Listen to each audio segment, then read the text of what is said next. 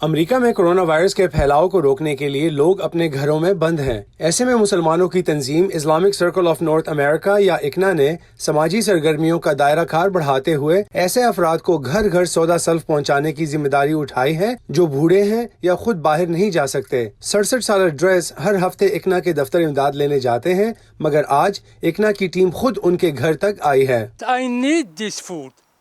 I don't work. مجھے اس کھانے کی ضرورت ہے، میں کام نہیں کرتا۔ ہر جمعے کو میں اکنا ریلیف کے دفتر میں آتا ہوں، وہ مجھے خوراک کی اشیاء فراہم کرتے ہیں، تاہم آج میں وہاں نہیں جا سکا کیونکہ میری کمر میں درد تھا۔ میں حیران ہوں کہ مجھے یہ کھانا دینے وہ خود آ گئے۔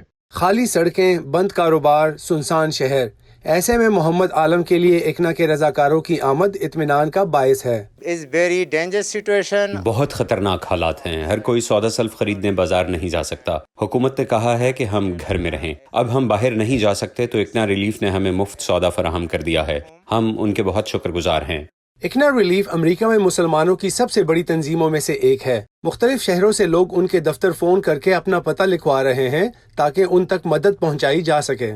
لوگ اس وقت جو ہے وہ سروائیونگ پوزیشن میں ہیں۔ کچھ لوگوں کے پاس پیسے انہیں گروسری نہیں مل رہی، اور کچھ لوگوں کے پاس پیسے ہی نہیں ہیں جن کو گروسری خریدنے کے لیے کہ وہ جا کے خرید سکیں۔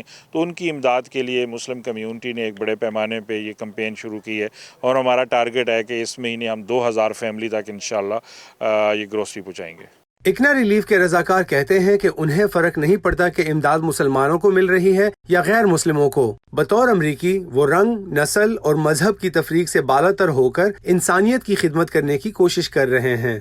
کچھ لوگ کووڈ-19 کی وجہ سے اپنے گھروں سے نہیں نکل سکتے ہیں، کچھ بزرگ ہیں یا کچھ ڈرائیو نہیں کر سکتے ہیں اور آئسولیشن میں ہیں، تو ان لوگوں کو اکنا جو ہے گھر تک کھانا پہنچا رہی ہے خود ڈرائیو کر کے۔ اس لیے اگر اکنا لوگوں کو چیزیں پہنچا رہے ہیں تو اس سے فائدہ ہوگا مسلمانوں کو بھی اور دوسرے جو نان مسلمز ہیں ان کو بھی۔ اکنا ریلیف کی یہ کوشش نئی نہیں، ماضی میں امریکہ کے مختلف شہروں میں طوفانوں اور سیلاب کے بعد بھی تنظیم کے رضاکار گھر گھر جا کر ضرورت مندوں کی مدد کرتے رہے ہیں، اور اس کے لیے درکار وسائل کا بڑا حصہ مخیر حضرات عطیہ کرتے ہیں۔ Imran Jadoon, voice of America, Alexandria, Virginia.